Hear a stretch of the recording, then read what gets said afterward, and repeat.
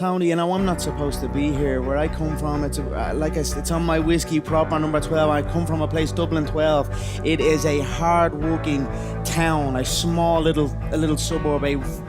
It has its good and it has plenty of bad, but I always like to focus on the good because the good shines through.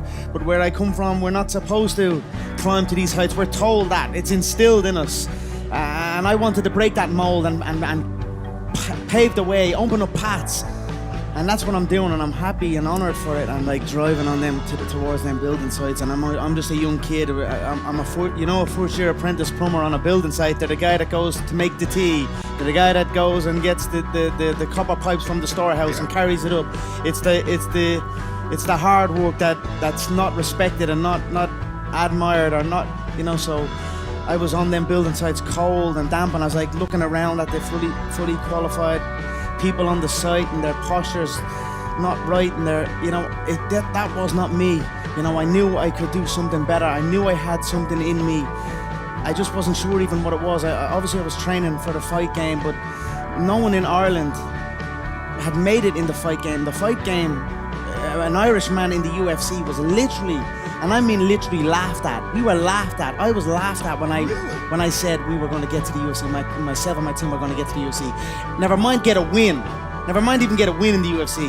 Then win a belt. Then win the second belt. You know, I've continually climbed, but I've just used all that fuel that I'm not supposed to do it, but I'm gonna do it, and I'm gonna outwork everyone that says I cannot do it. And that's what I did, and that's how I rose up, and long may it continue. I was just like a young kid with a dream, you know what I mean? And sometimes my dreams change, but it was still a kid with a dream and a belief in himself.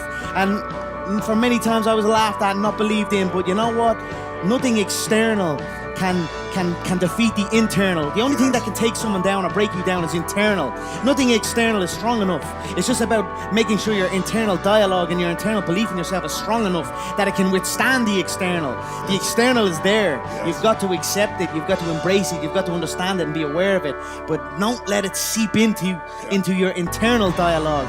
And I am, as a 30-year-old man, I don't know it all. I'm up and down and growing with this. I'm trying to continue to learn. It's a daily occurrence, not to let that external infiltrate my internal. And that's what I'm trying to do right now, because I have let it infiltrate it at times. Ruthless game. You have to be willing, because you can go in there, and when you come out, you're a different person. If I could describe it to people, it's like entering a car crash. You're going into a car crash. The shins are bare, the feet are bare. You can strike with the elbows, the knees.